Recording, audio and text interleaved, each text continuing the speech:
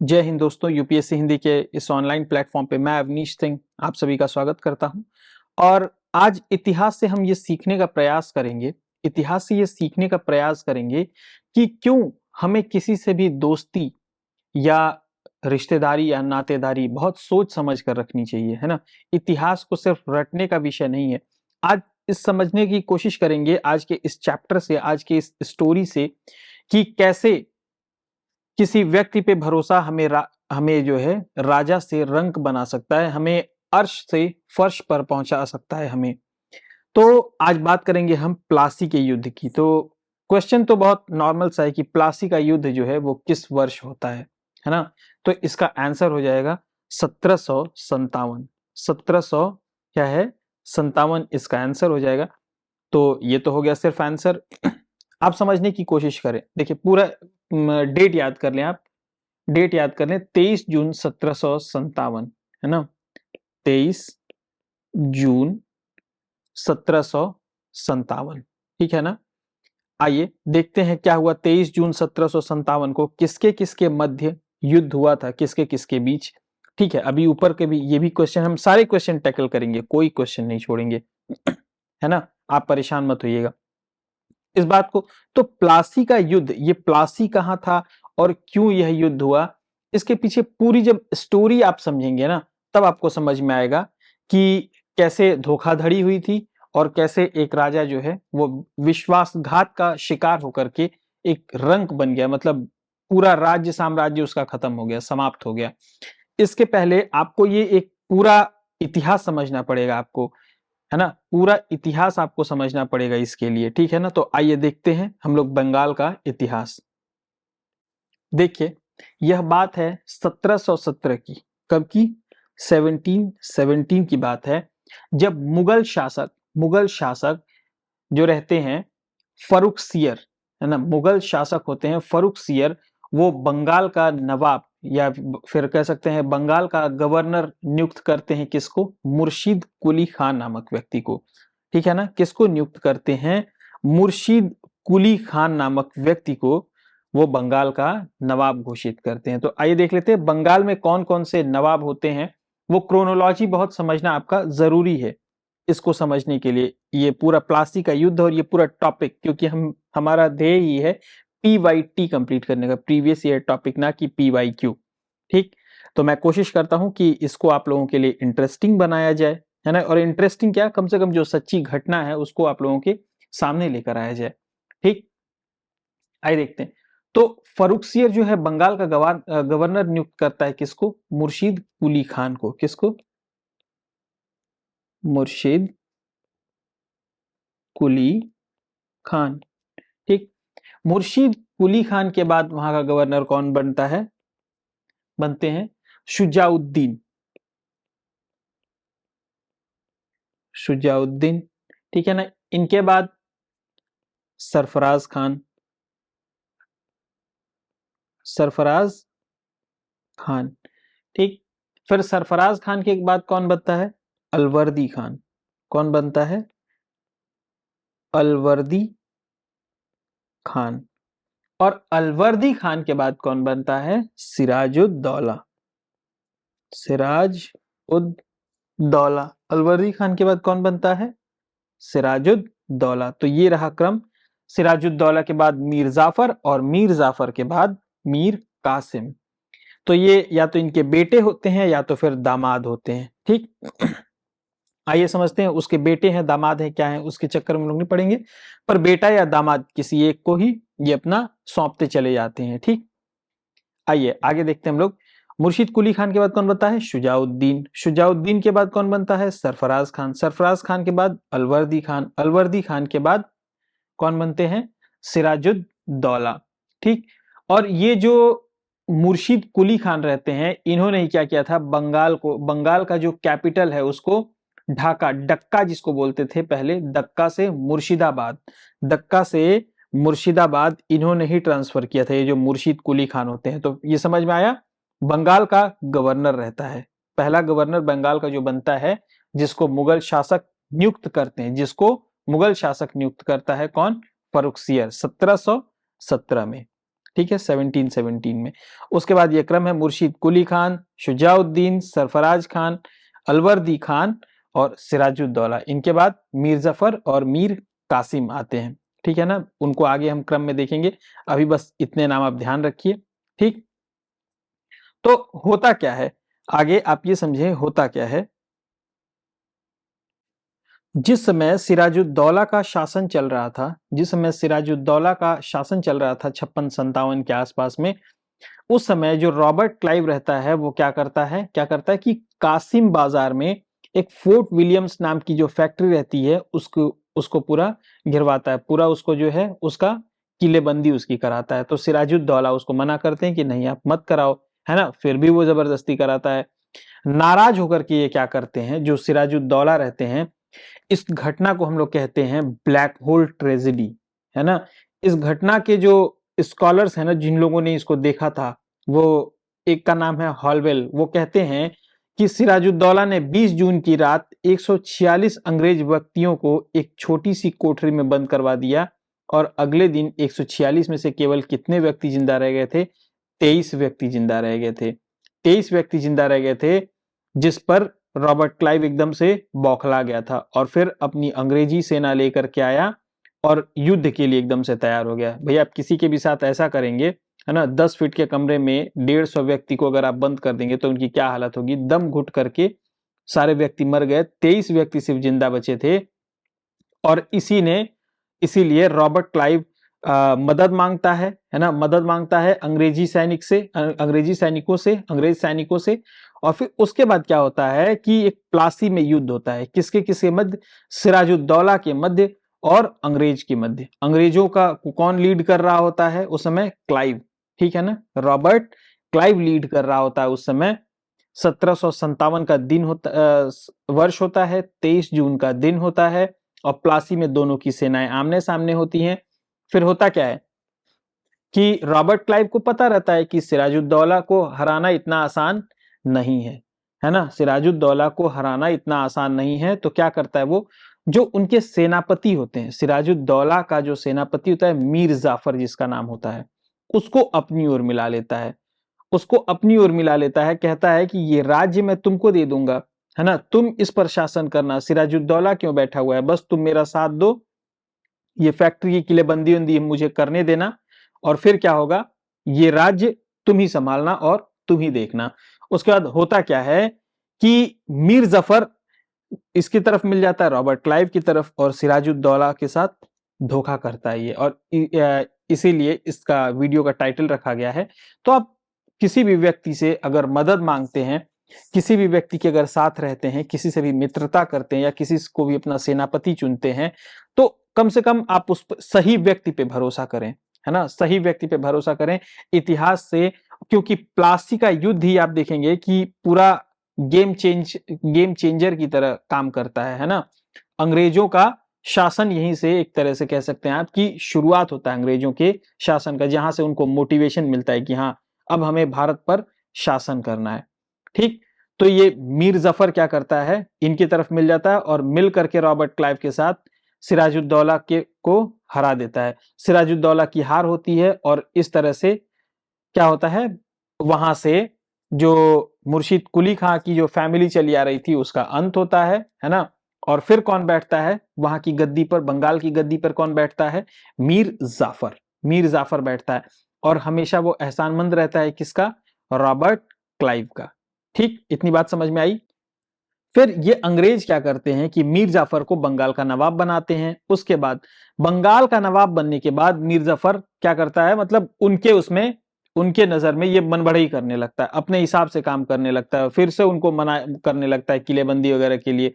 बस ये क्या करते हैं, इनके हाथों की कठपुतली रहता है, क्लाइव के हाथों की तो कठपुतली रह जाता है ये। तो अंग्रेज 1760 में 1760 में इसको हटा देते हैं, किसको, मीर जाफर को हटा देते हैं और इसके दामाद मीर कासिम को बंगाल का नवाब बना देते हैं, ठीक। मीर कासिम को बंगाल का नवाब बना देते हैं। तो देखिए थर्ड वाले का आपको आंसर मिल जाएगा कि बंगाल की राजधानी को मुर्शिदाबाद से मुंगेर किसने स्थानांतरित किया। तो यही जो मीर कासिम रहता है ना, मीर जाफर का जो दामाद रहता है मीर कासिम, इसी ने किया था, ठीक। तो ये हो गया आपका, ये बात इतनी सी समझ में आई आपको। चलिए आगे चलते हैं। तो यहीं पे एक क्वेश्चन और बन सकता है ना, हालांकि क्वेश्चन आया नहीं है पर एक क्वेश्चन और बन सकता है कि आपको बंगाल की राजधानी सजाने का क्रम दे सकता है। तो सबसे पहले क्या था, सबसे पहले कौन सा था, दक्का था, सबसे पहले दक्का था, फिर उसके बाद क्या हो गया, मुर्शिदाबाद। ठीक, तो दक्का से मुर्शिदाबाद किसने स्थानांतरित किया था, मुर्शिद कुली खान ने। और मुर्शिदाबाद से मुंगेर किसने कर दिया, मीर कासिम ने। तो सबसे पहले दक्का, फिर मुर्शिदाबाद, फिर उसके बाद मुंगेर। ठीक, फिर उसके बाद क्या होता है कि ये भी एकदम परेशान हो जाता है, ठीक ना। ये जो मुर्शिद कुली खान होता है, अरे मीर कासिम होता है, ठीक है ना, सबसे लास्ट में जब मीर कासिम बनता है मीर जाफर के बाद, तो मीर कासिम भी परेशान होने लगता है, क्योंकि ये इसको परेशान करने लगते हैं कि मुझे तुम इतना रकम दो कम से कम भाड़े के बदले, इतना जगह हमको फैक्ट्री बनानी है, इतने जगह हमको कम से कम फैक्ट्री अपनी खोलने दो, तुम अपनी सेनाएं यहाँ रखो वहां रखो, इस हिसाब से रखो, हमारे हिसाब से रखो। तो ये एकदम से क्या होता है, एकदम परेशान हो जाता है। तो 1760 में ये बैठा रहता है, और क्या होता है 3-4 साल बाद ये एकदम उब जाता है, और क्या करता है, जाकर के मिल जाता है किससे, अवध के नवाब शुजाउद्दौला और शाह आलम द्वितीय, जो कि मुगल के सम्राट होते हैं, मुगलों के सम्राट शाह आलम द्वितीय, और जो अवध के नवाब होते हैं शुजाउद्दौला, उनसे जाकर के मिलता है और कहता है कि हमें अंग्रेजों से युद्ध करना चाहिए, हमें रॉबर्ट क्लाइव की सेना से युद्ध करना चाहिए और उसे यहां से भगाना चाहिए हमें, ठीक है ना। लेकिन होता क्या है, होता क्या है कि इनके सोच के एकदम से विपरीत होता है, इनके सोच के एकदम से विपरीत होता है, ये जैसा चाहते हैं वैसा होता ही नहीं। इन तीनों की सेनाओं को अच्छे से धूल चटाता है कौन, रॉबर्ट क्लाइव, है ना, अच्छे से धूल चटाता है इन लोगों को रॉबर्ट क्लाइव। और उसके बाद क्या होता है, इन लोगों की हार होती है, इन लोगों की हार, इन लोगों को हराने के बाद इसी को कहते हैं बक्सर का युद्ध। 1764 में इसी को कहते हैं बक्सर का युद्ध। तो एक तरफ कौन रहता है, रॉबर्ट क्लाइव रहता है, ठीक, जिसके सेना की अध्यक्षता कौन कर रहा होता है, हेक्टर मुनरो। तो एक तरफ 3 लोग रहते हैं, है ना, मीर कासिम, शुजाउद्दौला और शाह आलम द्वितीय, और दूसरी तरफ हेक्टर मुनरो। हेक्टर मुनरो जीत जाता है, कौन जीतता है, हेक्टर मुनरो जीतता है, और ये तीनों लोग, तीनों की संयुक्त सेना को हराता है। और उसके बाद क्या होता है, क्लाइव इनको मजबूर करता है इलाहाबाद की संधि के लिए। क्लाइव क्या करता है, इनको मजबूर कर देता है इलाहाबाद की संधि के लिए, ठीक है ना। और इलाहाबाद की संधि वो किससे करता है जाकर के, इलाहाबाद की संधि कब करता है, 12 अगस्त 1765 को और 16 अगस्त 1765 को। 1765 में 12 अगस्त और 16 अगस्त को, 12 अगस्त को करता है शाह आलम द्वितीय से, और शुजाउद्दौला से करता है 16 अगस्त को। ठीक, इलाहाबाद की संधि में बहुत कुछ आपको जानने के लिए भी जरूरत नहीं है, अभी इतने से ही आपका काम चल जाएगा, ठीक ना। आइए फिर आगे देखते हैं हम लोग। तो ये समझ में आ गया ना, ये भी देखिए, एक स्टोरी हमने कवर किया और ये सारे प्रश्न हमारे कवर हो गए। हम चाहते तो सिर्फ इसका आंसर बता बता के आप लोग को निकल जाते, बट देख रहे हैं कि कैसे क्वेश्चन में कनेक्टिविटी है। आपको ये बात समझ में आ रही है, ठीक है ना। नेक्स्ट, बंगाल में द्वैध शासन का अंत किसने किया, आइए इसको भी देखते हैं। तो पहले ये देखते हैं कि लगाया किस, कौन लगाएगा, है ना, कौन लगाएगा। अच्छा, मैं पहले वर्ष बता देता हूं कि कब लगाया गया। 1765 में लगाया गया, 1765 में। अब समझ में आ रहा है कौन लगाया होगा, समझ में आ रही है ये बात, कौन लगाया होगा 1765 में, रॉबर्ट क्लाइव ने लगाया था। 1765 में किसका शासन था, रॉबर्ट क्लाइव, है ना। इलाहाबाद की जब संधि करता है उसके बाद ही द्वैध शासन इनके ऊपर लागू कर देता है। और द्वैध शासन में एक मोटा मोटी बस आप ऐसे समझिए ना, कि द्वैध शासन में करता ऐसे है ना, कि सपोज कीजिए जहां जहां से पैसे आने वाले रहते हैं उन सब पे अपना अधिकार कर लेता, और जहां जहां पैसा लगा करके जनता के लिए कुछ करना होता है उस पे उसको सौंप देता है, किसको, बंगाल के गवर्नर को, और इन लोगों को, जिन लोगों को हराया रहता है, शाह आलम द्वितीय को, इन लोगों को, है ना। अब सोचिए पैसा है नहीं और काम इनको करना है, ठीक है। इसी तरह का एक मैंने मोटा मोटी कॉन्सेप्ट समझा दिया आपको, इसी तरह का कुछ द्वैध शासन रहता है ना। कॉन्सेप्ट यही रहता है द्वैध शासन के पीछे, ठीक है ना। वो कहता है कि मैं आपको फला फला चीज दे रहा हूं। अब सपोज कीजिए कि सुरक्षा आपके हाथ में कोई दे दे, है ना, कि इस आपको कोई शहर दे दे, बोले सुरक्षा आपको करनी है, ये सुरक्षा आपको दे रहे हैं, और पता चले पुलिस को जो वेतन देना है पैसा देना, जो टैक्स का पैसा कलेक्ट करना है वो हम कलेक्ट करें और सुरक्षा आपके हाथ में दे दें, और पुलिस आपको दे दे, पता चले हम वेतन दिए ही नहीं तो पुलिस सुरक्षा क्या घंटा करेगी? कौन करेगी सुरक्षा? आपका कोई सुरक्षा नहीं करेगा, हम वेतन रोक लेंगे पुलिस का। समझ में आ रहा है कुछ द्वैध शासन क्या होता है? ठीक ना? आइए आगे देखते हैं। तो बंगाल में द्वैध शासन को प्रारंभ किसने किया? रॉबर्ट क्लाइव ने। कब प्रारंभ किया? 1765 में। और फिर द्वैध शासन का अंत किसने किया? वारन हेस्टिंग ने किया 1772 में। वारन हेस्टिंग ने किया 1772 में, 1772 में। आइए आगे देखते हैं। नेक्स्ट है, तो आपको ये बात समझ में आ रही कि ये सारे एक दूसरे से कनेक्टेड हैं और आप लोग क्या करते हैं, क्वेश्चन को रटते रहते हैं, क्वेश्चन का आंसर रट लेते हैं। अब देखिए इसको याद करना कितना आसान है, इस पूरे को, है ना? आप लोग कमेंट में जरूर बताइएगा कि कैसा लग रहा है आपको ये लेक्चर। ठीक, आगे देखते हैं हम। श्रीरंगपट्टनम की संधि किसके किसके मध्य हुई थी? आइए देखते हैं, श्रीरंगपट्टनम की संधि किसके किसके मध्य हुई थी? आइए देखते हैं होता क्या है ना? इसको एक सेकंड डिलीट कर लो।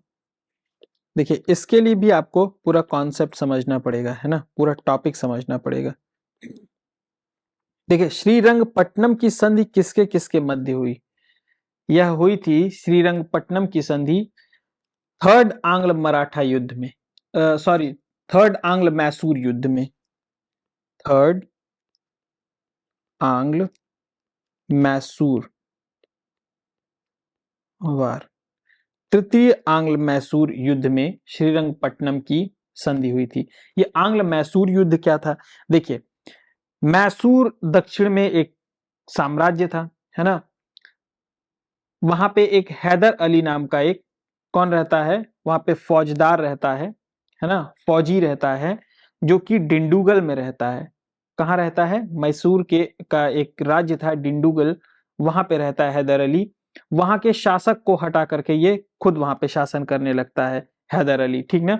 हैदर अली खुद शासन करने लगता है, और जब हैदर अली जब कहीं लड़ने जाता है तो उसको बोला जाता है कि मैसूर वाले लड़ने आ गए। समझ में आ रहा है ना? और जब अंग्रेज जाते हैं तो उसको एंग्लो बोला जाता है। तो जब हैदर अली और अंग्रेजों में जब युद्ध होता है तो उसी को बोला जाता है आंग्ल मैसूर युद्ध, कि मैसूर को रिप्रेजेंट कौन करता है? हैदर अली। अंग्रेजों को बोला जाता है आंग्ल। तो इसीलिए बोलता है प्रथम आंग्ल मैसूर युद्ध। तो प्रथम आंग्ल मैसूर युद्ध किसके मध्य होगा? जो मैसूर का राजा और अंग्रेजों के मध्य, ठीक है ना? और हैदर अली क्या करता है इसमें? ब्रिटिशों को अच्छे से, ब्रिटिश जो रहते हैं, जो अंग्रेज रहते हैं, उनको अच्छे से धूल चटाता है, ठीक है ना? और यहां पे होती है ट्रीटी ऑफ मद्रास। कब? 1769 में। प्रथम आंग्ल मैसूर युद्ध में treaty of Madras, treaty of Madras, ठीक है ना? कब होती है? 1769 में। ये समझ में आ गया पहला। दूसरा, दूसरा क्या होता है? दूसरा आंग्ल मैसूर युद्ध होता है, ठीक है ना? दूसरा आंग्ल मैसूर युद्ध किसके किसके मध्य होता है? यहाँ पे वारन हेस्टिंग क्या करते हैं? अटैक करते हैं कि किसके ऊपर? हैदर अली की सेना पर। हैदर अली की सेना पर वारन हेस्टिंग अटैक करते हैं, है ना? इसमें अंग्रेजों की तरफ से कप्तानी कौन कर रहा होता है? सर आयर कूट, सर आयर कूट, है ना? और इसमें हैदर अली को मात देते हैं। अंग्रेज जो है हैदर अली को मात देते हैं और हैदर अली की मृत्यु हो जाती है, ठीक? और फिर हैदर अली की मृत्यु होने के बाद वहां का शासक कौन बनता है? हैदर अली का जो बेटा होता है टीपू सुल्तान। टीपू सुल्तान क्या करता है? वहां का शासक बनता है और द्वितीय आंग्ल मैसूर युद्ध को कंटिन्यू रखता है।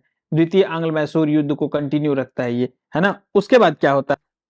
इस युद्ध में कोई निर्णय नहीं निकल पाता है। इस युद्ध में कोई निर्णय नहीं निकलते देख क्या होता है? ट्रीटी ऑफ मैंगलोर 1784 में। 1784 में ट्रीटी ऑफ मंगलोर होता है। किसके किसके मध्य? टीपू सुल्तान और अंग्रेजों के मध्य, ठीक है ना? टीपू सुल्तान और अंग्रेजों के मध्य क्या होता है? Treaty of Mangalore. फिर उसके बाद इसके अंदर गुस्सा तो रहता ही है टीपू सुल्तान के बाद, फिर ये 1790 में उठ खड़ा होता है अंग्रेजों से लड़ाई करने के लिए, और फिर उसमें क्या होता है? टीपू की हार होती है। तृतीय आंग्ल मैसूर युद्ध में टीपू सुल्तान की हार होती है और इसको अब कहीं ना कहीं अपनी आधी टेरिटरी क्या करनी पड़ती है? देनी पड़ती है। वो कौन सी ट्रीटी के तहत? वही होती है ट्रीटी ऑफ श्रीरंगपट्टनम। यही होती है ट्रीटी ऑफ श्रीरंगपट्टनम। ये समझ में आया आपको? किस युद्ध में होता है? तृतीय आंग्ल मैसूर युद्ध में। और चतुर्थ आंग्ल मैसूर युद्ध 1799 में होता है। इसमें टीपू सुल्तान मारा जाता है। तो जब टीपू सुल्तान मारा जाता है उसके बाद आंग्ल मैसूर युद्ध समाप्त हो जाते हैं। तो कुल कितने आंग्ल मैसूर युद्ध होते हैं? 4 आंग्ल मैसूर युद्ध होते हैं, है ना। आइए आगे देखते हैं हम लोग। ये हो गया आंग्ल मैसूर युद्ध, हमने समाप्त कर लिया। हमारा नेक्स्ट क्वेश्चन है, स्थायी बंदोबस्त किसने लागू किया? स्थायी बंदोबस्त क्या है, किसने लागू किया?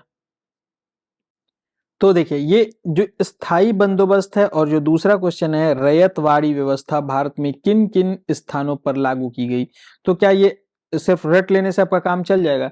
स्थायी बंदोबस्त किसने लागू किया? कोई बताएगा स्थायी बंदोबस्त किसने लागू किया?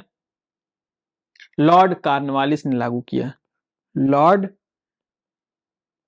कॉर्नवालिस ने लागू किया था स्थायी बंदोबस्त। और ये रैयतवाड़ी व्यवस्था भारत में किन किन स्थानों पर लागू की गई? रैयतवाड़ी व्यवस्था भारत में किन किन स्थानों पर लागू की गई? ये कोई बताएगा क्या है इसका उत्तर? तो इसको समझने से पहले हम लोग समझते हैं कि ये स्थायी बंदोबस्त और रैयतवाड़ी व्यवस्था क्यों और क्या था ये। तो ये देखिए, ये लैंड रेवेन्यू सिस्टम था। ये लैंड रेवेन्यू सिस्टम था अंग्रेजों का। भूमि से रेवेन्यू कैसे निकाला जाए, भूमि से आय कैसे प्राप्त की जाए। भाई कहीं ना कहीं तो आय चाहिए थी ना उनको, कहीं ना कहीं से तो उनको आय चाहिए ही थी अपना साम्राज्य चलाने के लिए। तो यहीं से उन्होंने क्या किया, ये एक तरीका निकाला। तो 3 तरह के लैंड रेवेन्यू सिस्टम उन्होंने निकाले, जिसमें पहला था स्थायी बंदोबस्त, जिसको कहते थे इस्तिमरारी बंदोबस्त। दूसरा था रैयतवाड़ी सिस्टम, रैयतवाड़ी सिस्टम। और तीसरा क्या था? महालवाड़ी सिस्टम। तो इस तीनों सिस्टम को हम लोग देखते हैं अपने नेक्स्ट क्लास में, इसको कवर अप करते हैं, ठीक है ना। जय हिंद।